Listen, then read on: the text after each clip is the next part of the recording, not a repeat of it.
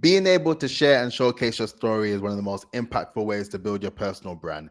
It allows you to build a level of trust, authenticity, and connection with your audience that can set you far apart from your competitors. But one thing I didn't really take into consideration until now was the element of oversharing.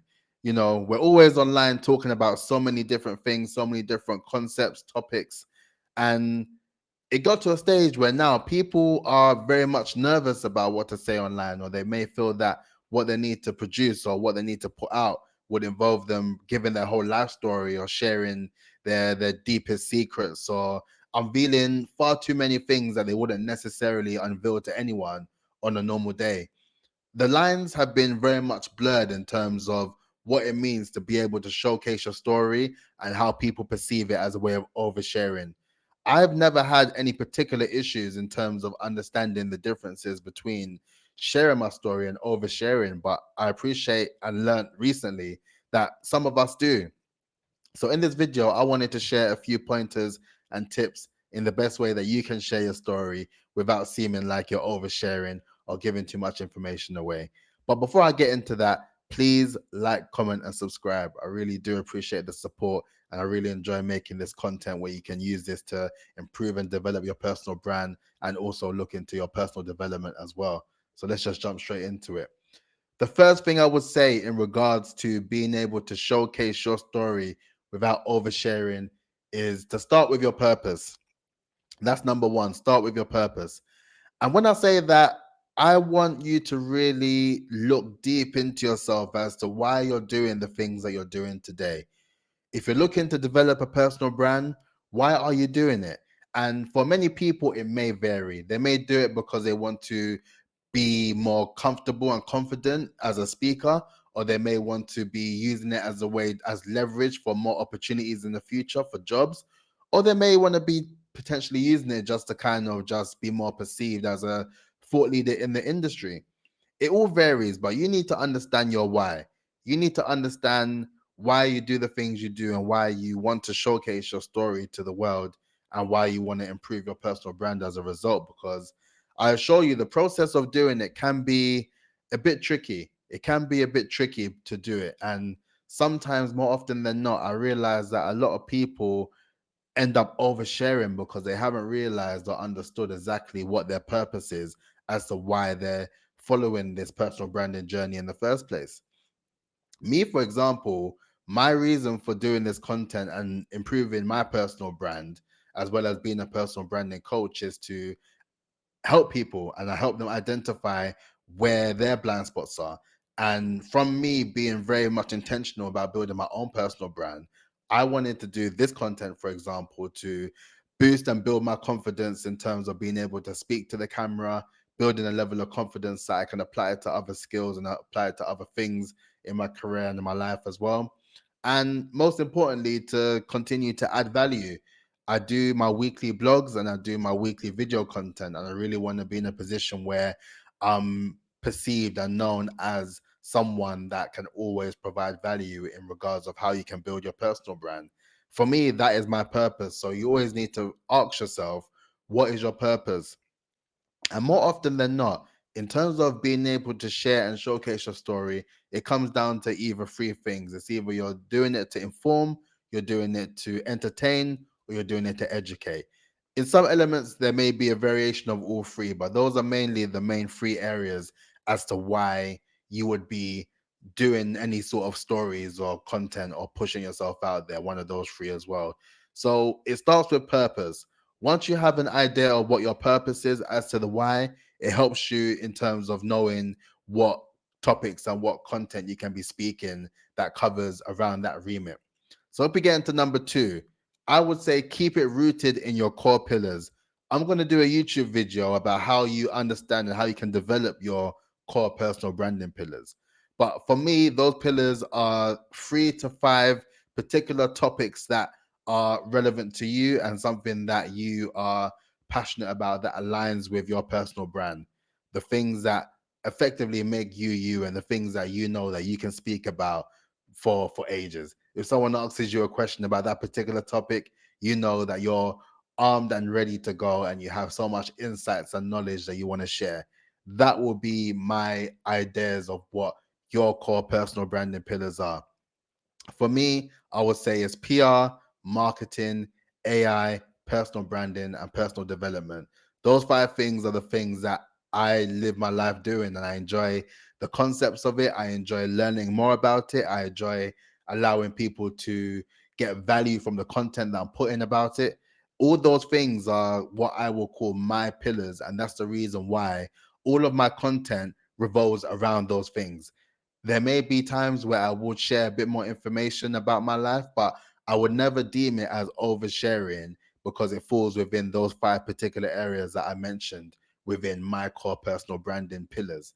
So once you have an understanding of what are those 3 to 5 things that make you wake up in the morning, that make you feel like you're very much passionate about it and you can talk about it forever, those are the topics that you need to consider and have under your core pillars. So really have a think about that. And also, if you have an understanding of what your core personal branding pillars are, let me know in the comments. I'll be intrigued to know what your sort of passion points are as well. But if we move on, number 3, remember, you control the details. You can provide all the information you want, but remember, you are in a position where you don't need to be explaining yourself to anyone as far as you're concerned. You're putting out the content because you have started with a purpose and you're doing it around your core pillars. And then now you're able to control the details.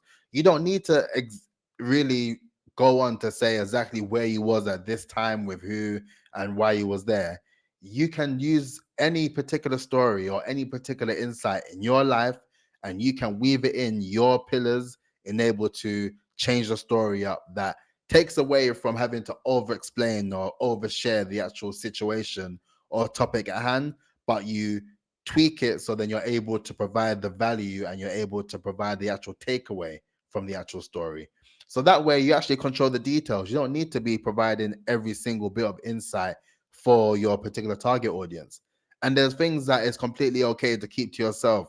But as long as you keep within your core pillars and you understand that these are the things that you're more than comfortable to talk about online, and you be sure not to stray too far away from those topics or those talking points, then the chances of you oversharing is very minimal.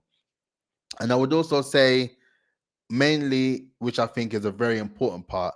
One of my mentors, he said this to me once upon a time, and it's something that I really showcase and I flag as well as something that's really helped me to be able to showcase my story online and not particularly cause any doubt within myself that I'm kind of speaking out of turn or saying particular things that may not resonate with my target audience or even myself. But the line that was said to me was to speak from the scar, not the wound. And when I mean that, with a scar, as you know, once it's kind of healed, it's covered up and it's no longer, a raw experience. I would say apply that to any given story, especially when we're developing our stories and we're on and our content, where we're being very much forthcoming and honest and true to ourselves for our audience to resonate with us. We want to be vulnerable and we want to be true and we want to be forthcoming with being honest as well. But from doing that, you want to ensure that whatever stories you're showcasing doesn't involve something that's happened very much recently that still is effectively a wound. Something that's very fleshy and open that really is still something that is very much a vulnerable situation for you. And I would say always have an idea and develop those stories and have a note section where you have all those stories that you can incorporate. And as I said in previous videos, if you include in your notes your highlights, your lessons, and your wins, you will have all the things that you're able to talk about and you can convert that into content that you can utilize as stories at a later date. But there's been plenty of things that would have happened in my life where at the time, if I said it, it would have been said with maybe malice or maybe just not in the best thought process because it's very fresh and very raw.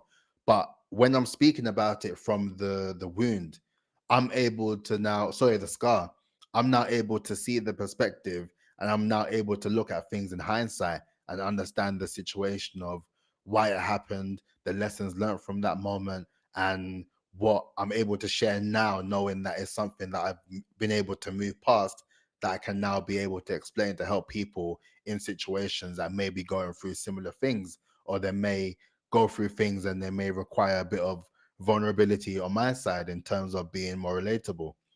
So those are the main four things I would say in terms of you being able to do that and not allowing yourself to be so consumed thinking that you may speak out of turn, or you may run out of things to say, or you may say too much, in fact.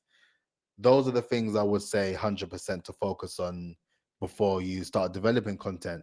Get to the bottom of understanding your purpose, make sure that it's rooted in your core pillars, make sure that you're able to control the details of how you're navigating that story, and make sure you speak from the scar, not the wound.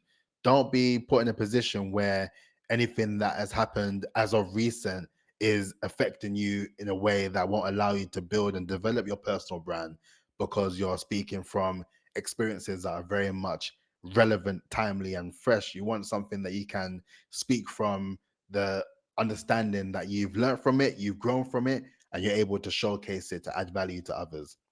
So this one is more of a quick video just to showcase that. I would really appreciate some of your thoughts and feedback on those 4 points. Are there any other points that you would particularly say to add to yourself in terms of being in a position where you're not oversharing with your content or your story? Let me know in the comments, and I really appreciate the time and you kicking it with me. But I'll catch you again next week. But peace out. Look after.